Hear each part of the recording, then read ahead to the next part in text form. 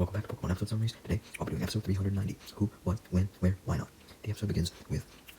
Ash and gang hanging out on a cliff on an island that the boat had taken them to on their way to Pacific Log Town for May's last contest. Ash and Pikachu were currently on the edge of a cliff on a rock formation that was just hanging over the water, getting themselves ready for the Holy League Evergrande Conference by yelling out into the sky to hype themselves up. And Ash exclaimed how much he couldn't wait for the Evergrande Conference. Max, May, and Brock were sitting on a rock watching below, with Max and Brock commenting on how fucking excited Ash and Pikachu were, while May retorted that she was excited for the Grand Festival, already imagining herself in it, even though she hadn't even won her 5th ribbon yet. And she also yelled out to Ash, reminding him that they couldn't go to the Evergrande Conference yet, because she had to go to Pacific Log first for her final ribbon. Just then, Ash and the gang were startled, as Drew seemed to come out of nowhere. They didn't even know he was there, but Drew was training with his Masquerain on another rock formation on the edge of the cliff beside Ash. Just then, Ash and the gang were even more shocked, as a huge wave started to approach Drew and his Masquerain. Brock thought that Drew was doing roast in his training to notice, and tried to warn Drew, but it seems as though Drew hadn't noticed, as he simply ordered a Silverwind from his Masquerain, and Masquerain attacked the wave with it, breaking it up before it hits. Ash simply stared at Drew and Masquerain, impressed with Masquerain's skills, as Max, Brock, and even May admitted that Masquerain was very powerful. And they even go up to Drew and admit how powerful the attack was, although Drew just shrugs off their compliment, saying it was nothing, and he needed to have attacks like that since he was getting ready for the Grand Festival, and he had to be prepared. Drew then asks May how many ribbons she's collected so far, and May very proudly pulls out her ribbon case, showing off her 4 ribbons, bragging that she was only one away from being able to enter the Holy Grand Festival. Drew just laughs though, admitting he was unimpressed as fuck, as he shows off his ribbon case, which contained all 5 ribbons necessary to get into the Grand Festival. And also warns May that the Grand Festival was only 6 weeks away. And not only that, Drew also reveals that the Pacific Log contest would be the last for this year's contest season, so if May didn't win the Pacific Log contest, then she would not be able to enter the Grand Festival. May simply grins, happily declaring that she would win the Pacific Log contest no matter what, although Drew just calls her stupid and clueless and stupidly happy. Basically, he just accused her of just only thinking positive and not thinking of a potential worst-case scenario, and believed that May definitely should be thinking about the worst-case scenario, since she would probably lose the contest. This comment infuriates May, and she wants to prove to Drew that she was better than him, not at just contests, but also battles, and challenges Drew to a battle. Drew agrees, although claims that he was only agreeing because he could use a warm-up against a weakling, which only infuriates May even more and gets her more fired up for battle. So, without further ado, Drew and May find a little beach on the island and go on opposite sides, while Ash, Brock, and Max sit on a log, although Ash gets up and takes the referee spot. May then sends out her Beautifly, and Drew then sends out his Masquerain, and Ash officially declares that it was time for the battle to begin. So, Beautifly uses Silverwind on Masquerain, but Masquerain simply flies through the Silverwind completely unscathed, and then uses a Silverwind on Beautifly, but Beautifly just moves to dodge the attack, leaving Brock impressed with how fast Beautifly had gotten. Just then, though, the battle between May and Drew was interrupted, much to everyone's shock, as Team Rocket showed up on the beach in their Magikarp submarine. And they crashed ashore, damaging their Magikarp submarine a little bit, as Team Rocket says a few lines of their motto, but then cut it off to get to stealing Pikachu as fast as possible, as they turned on the vacuum to suck Pikachu into the sub. However, when they saw Drew's Masquerain and May's Beautifly out, they thought that they could capture them as well, so they turned up the power of the vacuum, and they actually ended up turning it too huge, as since the vacuum was so powerful, it ended up pulling everyone inside. Yeah, that's right, not just the Pokemon, but all the trainers as well. Ash and the gang and Drew, foiling Team Rocket's plans as the vacuum stops, since they were thrown out of their seats in the control room when everyone else came crashing in.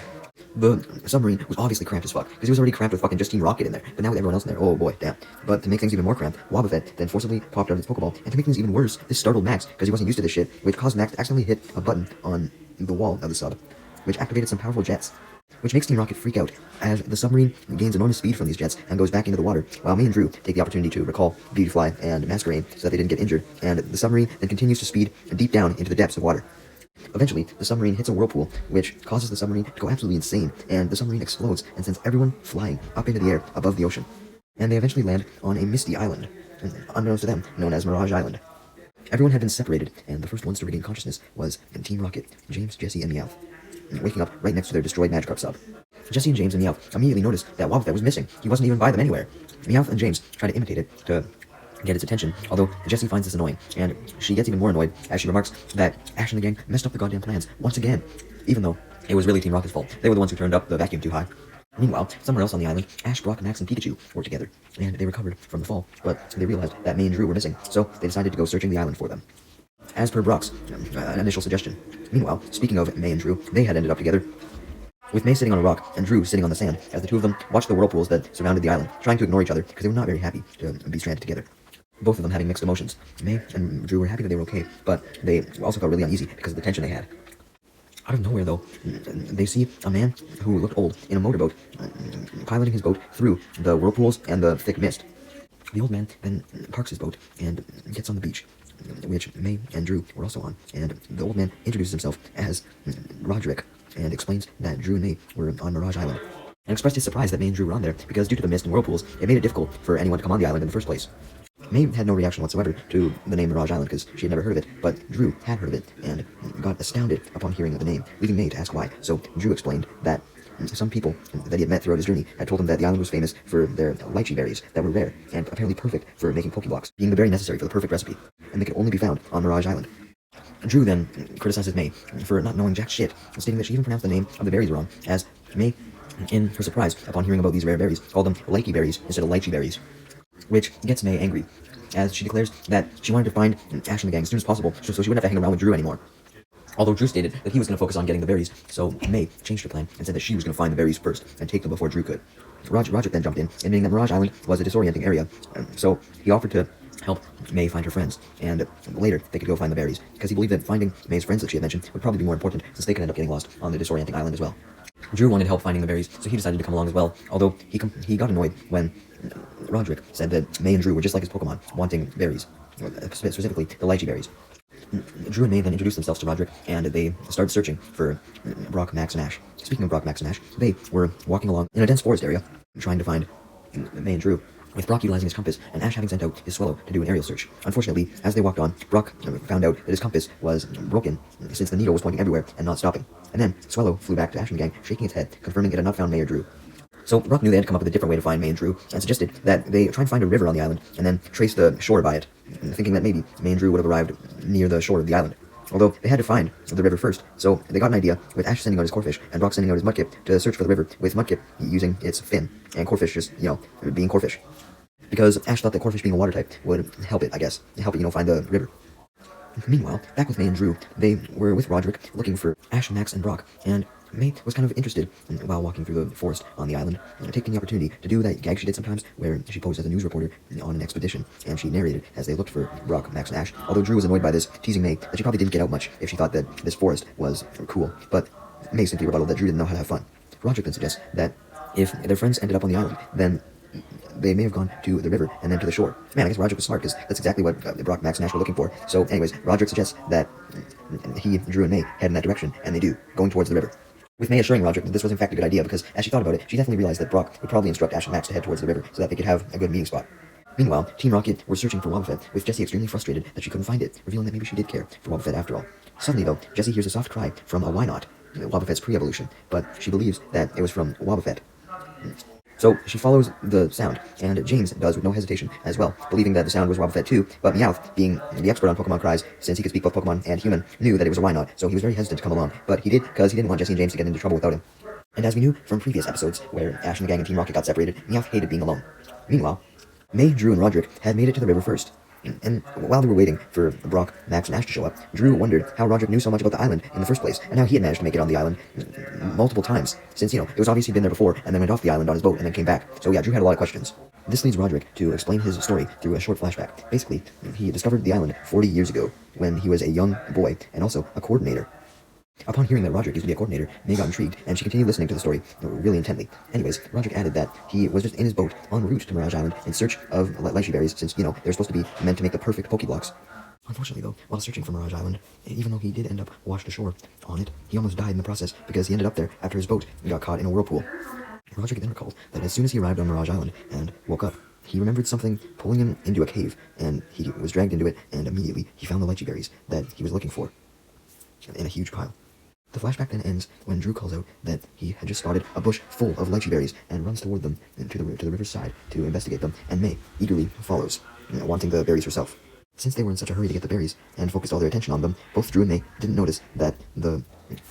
riverside that they had walked to, which was on a ledge, was unstable. Roderick tried to warn them because he saw that the edge was unstable, but May and Drew were too zoned in on the berries to hear him, so right before they were able to grab the berries from the plant they were on, the ledge collapsed, sending Drew and May falling down into the river below. Roderick takes action in an attempt to save them, though, by sending out his Bellsprout and having it use Vine Whip to rescue them. So he has Bellsprout go to the edge of the ledge that was still there, and Bellsprout extended his Vine Whip down, so May was able to grab on. The vine couldn't reach Drew, though, so May quickly grabbed Drew's hand with her other hand. But as Bellsprout started to pull both May and Drew up, it became too strenuous for May to hold on to two things at once, so May eventually let go of Bellsprout accidentally, and this caused both her and Drew to fall down into the river. And as they float down the river with Drew and May both frantically trying to stay above the water and not drown, Roderick warns them that a waterfall was not far, but May and Drew couldn't do anything to prevent themselves from falling down the waterfall into the next part of the river. And both May and Drew were now underwater. Although May was able to surface quickly, she noticed that Drew was still at the bottom, so she helped pull him up and noticed that he was unconscious. Even though Drew was her rival, she didn't want Drew to die or anything, so she quickly grabbed hold of him and tried her best to keep his head above water to stop him from drowning as she continued to float along the river with him. But eventually, May feared that she wouldn't have the strength to both keep Drew out of the water, or his head out of the water, and bring them to shore at the same time, so she feared that they would both drown and all was lost. Just then, though, May spotted something hopping on top of some nearby trees, and she realized that it was a group of Pokémon, and they all held each other's hands and jumped down from the trees, grabbing hold of May's hand to rescue her and Drew, pulling them out of the water. Meanwhile, back with Ash, Max, and Brock, unfortunately, Corfish and Mudkip weren't able to lead them to May or Drew. But Brock, Ash, and Max did arrive with Corfish and Mudkip to the waterfall. So basically, Corfish and Mudkip had done what they were supposed to do, but May and Drew just weren't there. However, Roderick was still there, and introduced himself to May, Max, and Brock as he came swinging down from the top of the waterfall, since Ash, Brock, and Max were at the bottom. And Roderick explained that he knew May and Drew, and he saw that they had fallen down the waterfall, and he had just come down to go after them. After being filled in on what happened, Brock, Max, and Ash decided to join Roderick, obviously, so that they could try and find May and Drew, hoping that they were alright. So they went down the river where May and Drew had went down. As Roderick commended Brock, since Brock had also suggested that they go down the river to go after them. So basically, Roderick was impressed with Brock's quick thinking, even though it was pretty obvious that they should go down the river if Drew and May fell down the fucking waterfall. Meanwhile, the Why-Not had taken May and Drew not only out of the water, but into a cave for safety, and eventually, much to May's relief, Drew woke up, realizing he was laying on the ground in a cave with his head on some leaves, and he questioned what the fuck happened, leaving May to show Drew, the Pokemon who saved the both of them, a whole bunch of Why-Not. And she then explained in detail what had happened and how the Why-Nots rescued them, as a Why-Not then emerged from the group, walking up to Drew and May with a couple of lychee berries in its hands, offering them to Drew and May. As May scanned the Why-Not with her Pokedex to learn more about them, May and Drew obviously both eagerly took a lychee berry because they were extremely hungry and they wanted to see how they tasted, and as soon as they each ate one, they immediately commented on how strong the taste was, stated their surprise with how the lychee berries started off pleasant and then they got spicy afterwards, although they noted that because of how strong and different the taste was, maybe that meant that the Pokemon that ate them would be strong and perform differently than others in a contest as well. Meanwhile, as for Team Rocket, by nightfall, unfortunately, they had still not reached Wobbuffet and were extremely tired, beginning to doubt that the Wobbuffet cry was an actual Wobbuffet cry, and Meowth tried to explain that it was a Why Not cry, but Jesse and James wouldn't listen because they were too busy moaning in exhaustion. And as they were moaning about how they hadn't captured Wobbuffet, suddenly Wobbuffet appeared out of nowhere, eating a whole bunch of lychee berries. An entire handful. Team Rocket, hungry and tired as fuck, eagerly asked Wobbuffet where it had found the berries, and Wobbuffet pointed in the direction and began to run away, leading Team Rocket to the berries as Team Rocket followed, determined to get them. Meanwhile, it was still nighttime, obviously, but now we were with Brock, Max, Ash, and Roderick, and as the moon shined in the sky, and everyone looked up at it, still looking for May and Drew, Roderick told Ash, Brock, and Max about his whole story of arriving on the island that he had told to Drew and May, and also said that he managed to find his way back to the mainland after figuring out how to get through the whirlpools after a lot of practice, and clarified that while he did have a little place in a town on the mainland, he could never stand city life, so he would sometimes visit Mirage Island to keep an eye on a whole bunch of the Why Not there. Since the Why Not were the creatures that had originally saved him, he just didn't reveal this to May and Drew, because he just called them the creatures that saved him. He didn't actually name the Why Not by name, so that's why May was so surprised to see Why Not. Anyways, Max then spotted May and Drew's footprints and saw that they led into a cave, as well as several other footprints as well, and decided to go to the cave, with Roderick, Ash, and Brock obviously following. Along the way, Roderick recognized the other footprints as belonging to the Why Nots, so suggested that the Why Nots must have saved May and Drew like they did him, and taken them to the cave. Speaking of Why Not and May, we then cut back to May, Drew, and the Why Not still in the cave, while May and Drew were sitting on a rock in the cave.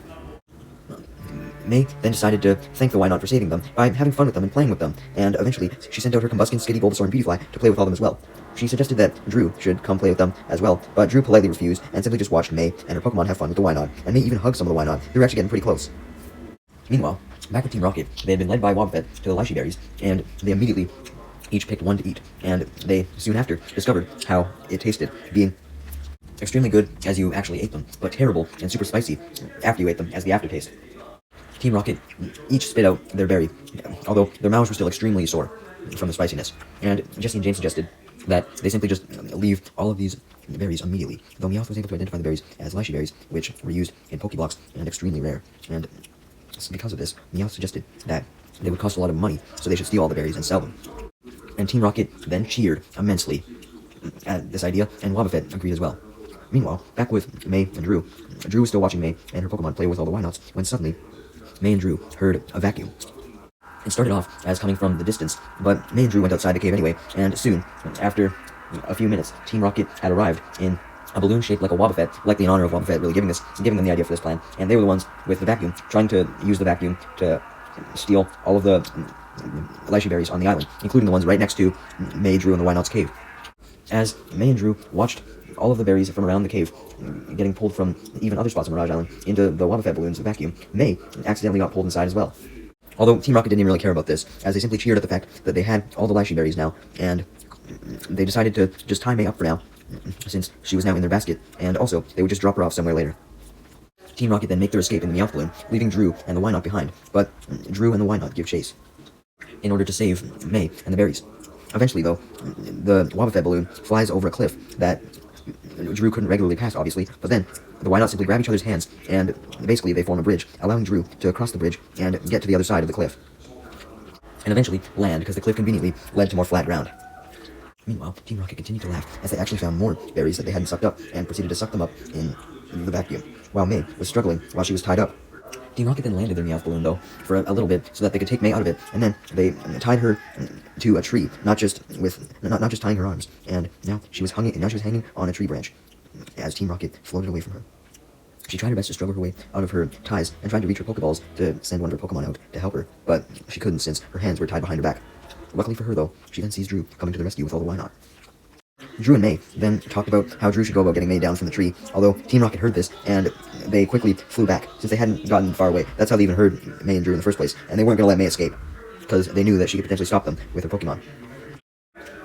Meanwhile, back with Roderick, Max, Brock, and Ash, by the time Drew and May and Wynot were gone from the cave, that's when they arrived, and they were shocked to find it empty, as they really expected that May and Drew would be in there. Although Roderick also spotted that there weren't many berries around the cave, and there usually was, because there were usually berries everywhere, and he looked around more, and he noticed that berries were around from other places too, leading Ash and the gang to state their suspicion that Team Rocket was probably involved, with Ash being the first one to point this out, saying that they always like to steal shit, so they would probably steal berries too. Brock, Max, and Ash then suspected that May and Drew's disappearance could be due to Team Rocket as well, so they now declared that their mission was not only to find May and Drew, but find Team Rocket as well. Meanwhile, back with Team Rocket, Drew, and May. And Jessie had sent out her Seviper and ordered it to use Poison Tail to stop Drew from freeing May, although to protect himself, Drew sent out his Roselia and told it to use Magical Leaf to block Seviper's attack. Although the opposite then happened when Seviper just uses Poison Tail to destroy the Magical Leaf, and then used another Poison Tail to go in and actually attack Roselia. But right before Seviper could get off its attack, none other than the Wynot come to the rescue once again, since they were still there, and one of the Wynot uses Counter to reflect the Poison Tail back on Seviper, which essentially just meant that Seviper hit itself with its own tail. Then Roselia goes in for a petal dance, so Jessie declares that if Drew and May were going to use Wynot to use Counter, then Wobbuffet was going to reflect the attack with a mirror coat. However, this wasn't actually needed, and Jessie told Wobbuffet to reflect the attack for nothing, because Roselia actually launched the attack in a different direction. At first, Team Rocket thought that Drew just fucking sucked, and he missed, but the petal dance was actually fired on the rope that tied up May, so May was freed as she fell down from the tree and was caught safely by all the Wynot, enraging Jessie. As she ordered another Poison Tail from Seviper, but before the Poison Tail could land, Seviper was stopped by Pikachu's Thunderbolt, because Pikachu, Ash, Brock, Max, and Roderick had just arrived. With Seviper down for a while, Jessie decides to send out her Dustox, and has it use Poison Sting, while James sends out his Cacnea, but it doesn't do jack shit at first, because it just hugs him, which cut off Ash and the gang, Drew, and Roderick's happy reunion. Drew was angered by Team Rocket attacking with Dustox, so he sent out his Masquerain and told it to use Silverwind to block the Poison Sting, and Masquerain did so. James had managed to get Cacnea to stop hugging him, so he ordered a pin missile, and somehow Meowth had a fucking, futuristic energy cannon or some shit. Don't ask questions, he must have made it, and this was a one-time use thing that managed to power up Cacnea's pin missile somehow. Maybe it just, fired out extra pin missiles or something, who knows. But as the pin missile was coming towards everyone, the Wynot intervened, joining together, making a large formation, basically a wall of all the Wynot, and they then use a group safeguard, protecting everyone, shielding them from the pin missile. When the Wynot were hit, they weren't injured whatsoever because of the safeguard, even when an explosion happened because of the pin missile colliding with the safeguard. Amazing action, gang. Ash then and Pikachu attacked Team Rocket with a Thunderbolt, which caused the container at the end of the vacuum to detach, freeing all of the lychee berries. And then the entire vacuum exploded, and May and Drew both had their Beautyfly and Masquerain use Silverwind, which sent Team Rocket blasting off. And as Team Rocket blasted off, they saw the sunrise, and believed that they should make a wish upon seeing the sunrise, and they proceeded to wish that they would never get blasted off again. Yeah, I doubt that was going to happen. As the sun continues to rise and it becomes daytime, the Wynot, Ash and the gang, Drew, Roderick, and Beautyfly, Masquerain, and Pikachu all cheer in happiness that Team Rocket was gone, and then Roderick escorts Drew and Ash and the gang onto his boat, and gives them all a sail towards the closest town off of Mirage Island. Though not before they had all said goodbye to the Wynot on the island, with Roderick remarking that it was great to see them again. As they were on the boat, Ash and the gang and Drew then noticed a picture of Wynot and Roderick when he was younger, as Roderick says that the Wynot made him kinder. Otherwise, he would have never helped Ash and the gang and Drew on the island and escorted them off the island in the first place. May said that the Wynot made her kinder as well, but Drew retorted that he would see if May was truly kind the next time that he beat her, suggesting that May would lose her shit and yell at him, which actually makes May mad, kind of proving Drew's point. While Ash, Brock, and Max admired the picture of the Wynot and Roderick some more, Roderick gave May a whole basket of lychee berries, and told her to use them to get her final ribbon from the Pacific Log Town contest. May thanked Roderick for the gift immensely, promising that they would definitely come in use for the grand festival, and she takes them. Drew, however, reminds May that Roderick said that they'd be good for her Pacific Log contest, and tells her not to get ahead of herself and already think about the grand festival, to which May replies that she would definitely win the Pacific Log contest and her 5th ribbon. That's why she was looking ahead, because she was so confident. Ash was interested in how fired up May was, because it was usually him that was the super confident and fired up one. And Brock retorted that, unlike Ash, who was always overconfident, if May was just overconfident one time, maybe she would actually be able to use this to her advantage and actually manage to win the contest. Although, he was a bit skeptical that her overconfidence could be her downfall. He was kind of 50-50.